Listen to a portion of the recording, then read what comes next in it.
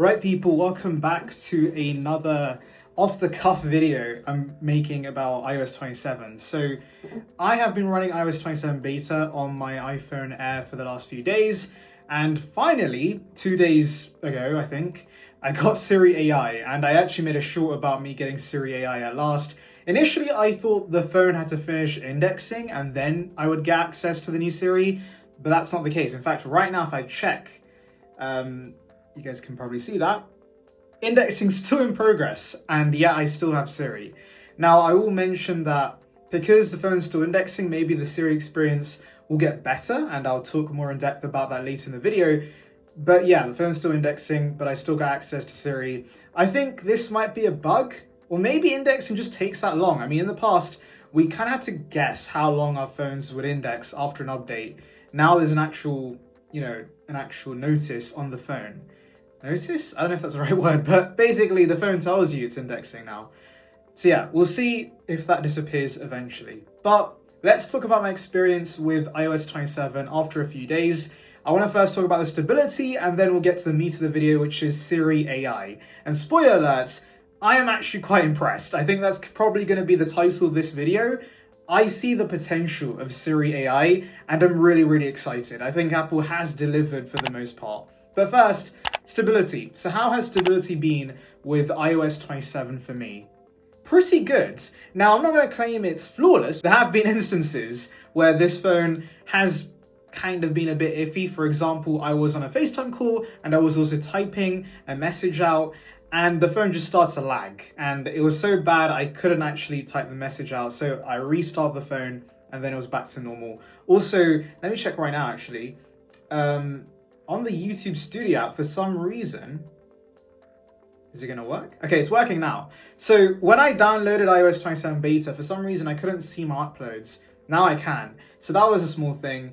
And it has felt occasionally stuttery. But honestly, for a beta, and that too a developer beta 1, things have been pretty good. And I'll be honest, I have experienced similar issues with public versions of iOS 26. In fact, on the 17 Pro Max I'm recording this very video with, I've had it randomly reboot for no reason, and that's with a non-beta public version of iOS 26. If the public version of iOS 26 is like that, and this is relatively stable for a beta, that's quite promising, that's quite good. I think Apple made the right choice by focusing on performance and stability. Now, obviously, Apple also said that app launches were 30% faster. I haven't really noticed that because I have an iPhone Air. This has the A19 Pro, so it wasn't really slow on iOS 26. But yes, placebo effect can kick in and it feels slightly faster to me, but it doesn't make a huge difference. It will make a huge difference on older devices for sure.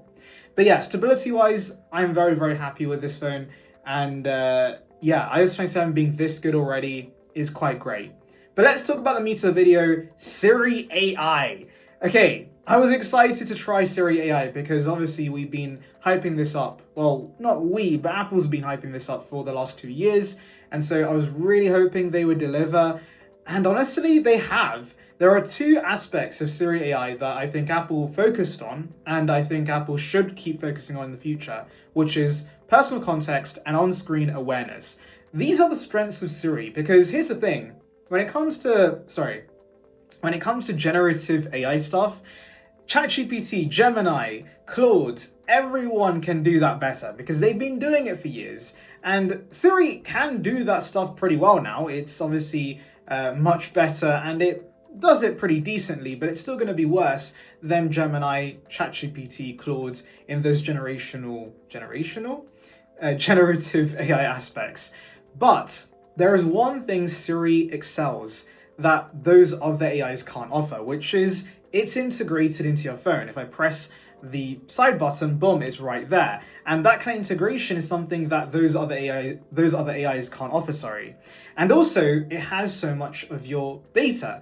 Obviously, it being built into the UI means that everything on your iPhone is directly accessible by Siri. And so when Apple announced Apple Intelligence in 2024, I saw the potential because Siri being integrated and being an assistant and having on-screen awareness and also personal context would be massive. finding things on your phone can be a mess because you have so much of your life on these phones. And so Siri helping you out with that and also planning a life, that is quite useful. And I'm glad to say I see the potential. It's not perfect, so don't get me wrong. I mean, Apple in the settings, if I show you guys right now, they call it a beta for a reason. It's definitely not perfect, but there's two aspects, personal context and on-screen awareness, have actually been surprisingly good.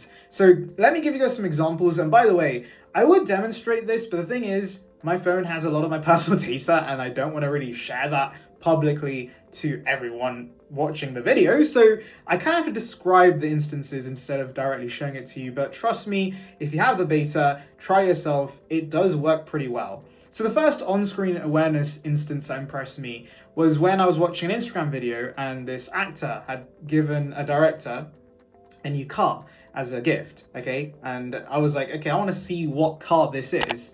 So I kind of figured it was a Toyota, but I wasn't sure what model. So I gave Siri that context. I think it's a Toyota, but what do you think the model is?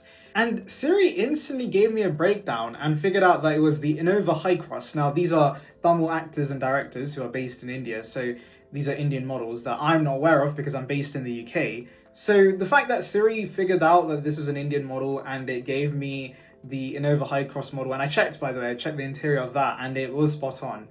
The fact it gave me that information just by analyzing my screen, very, very impressive. And yes, I know Gemini can probably do this on Android. In fact, I've used a bit of Gemini on Android before. Also, I'm sure that if you go into ChatGPT and you give a screenshot of that car that you want analyzed, it will do that. But here's the thing. Number one, it's in iOS and we all use iPhones. And number two, there's convenience. By the way, sorry for doing this. I know this has other meanings. I should do that.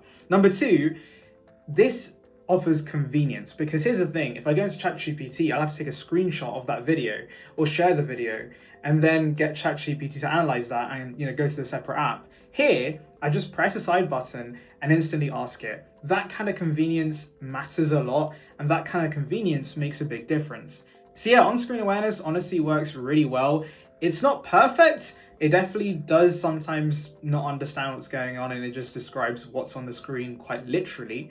But at the same time, I see the potential. It's shown me enough potential that I have faith that with more iterations in the future, Apple can nail this feature. The next thing that impressed me was personal context. Now, this is harder for me to show because, again, it's all my data that Siri's analyzing. But if there's messages you want to sift through and you want to find an old message, I've tested, being able to sift through messages and ask Siri, can you find this for me? And it finds it really well. I'm so impressed. Now, unfortunately, it doesn't work with third-party apps just yet. This is purely with the Messages app, and I use the Messages app with my family mainly, but with my friends, I use Instagram and WhatsApp, and unfortunately, I can't access that with Siri just yet, but I'm sure in the future that will be opened up, and so being able to just quickly sift through the billions of messages I have on my phone, that is quite insane and very, very impressive.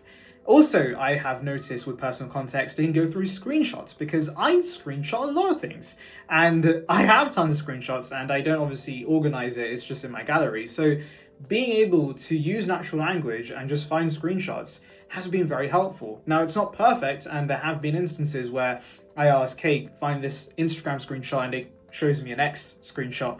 It can be a bit weird sometimes, but it also has worked. So again, it is a beta and it isn't perfect. There have been instances where it has fumbled, but it's shown me the potential and it has got things right and it has been better than I expected. And so I'm very, very excited about the future of Siri. This is really going to be a game changer if Apple can nail the on-screen awareness and the personal context. I think that's what AI should be used for on the iPhone. It should be an assistant that helps you and should help you access and locate things on your phone and help you organize your life. In fact, I think most AIs can do this, but I planned my day-to-day with Siri and it gave me a list of reminders and it is really just working amazingly well, and I'm impressed that Apple has obviously sorted Siri out at last, and I'm really excited about the future. So yeah, iOS 27, I know I said it was a letdown initially in my first video, but that's because I was disappointed about the waitlist. I still kind of am because I think Apple should give access to everyone immediately. I know AI is expensive. I know running these features is going to cost Apple a lot of energy and time and money. But at the same time, they've made us wait for 2 years, so putting people behind a wait list kind of sucks. But now that I'm on Siri AI and I'm not on the wait list anymore, I'm very, very happy. And by the way, Siri's going off. I apologize if Siri goes off for you guys as well multiple times during the video because I say that word a lot. But yeah, guys, I am impressed. I am very, very impressed. Battery life. Battery life on the Air has actually been surprisingly good. I got 4 hours screen on time last night, I think. Let me check. Checking live for you guys right now.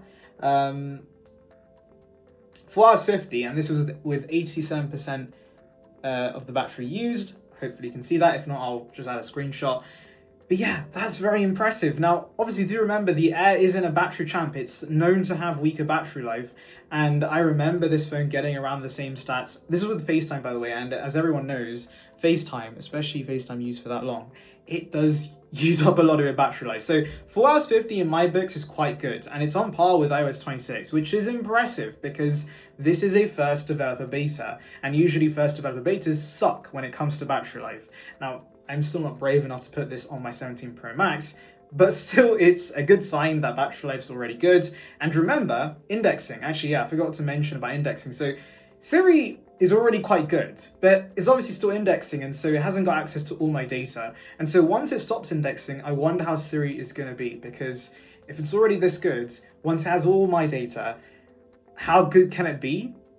Let's see. But also, because it's indexing, battery life can be worse. And so once it finishes indexing, I'm curious about battery life and if it will get better. But yeah, guys, honestly, iOS 27, I think Apple nailed it. They really hit it out of the park. I know this video is such a contrast to my original video. I guess I rushed my first impressions because I'm a bit impatient. But I'm here to say that iOS 27 has been genuinely impressive. So yeah, that's my off-the-cuff video for you guys. Let me know in the comments, have you been trying out the beta yourself? What are your thoughts? Are you impressed? Are you disappointed? I am actually curious, how is iOS 27 on older devices? Because obviously Apple focused on stability and performance, and they highlighted the iPhone 11, the oldest supporting model, should be better on iOS 27. So hopefully that's the case. I don't have an iPhone 11 right now. So yeah, let me know, and I'll see you guys in the next one. Make sure to like and subscribe for more Apple content. And yeah, see ya, peeps.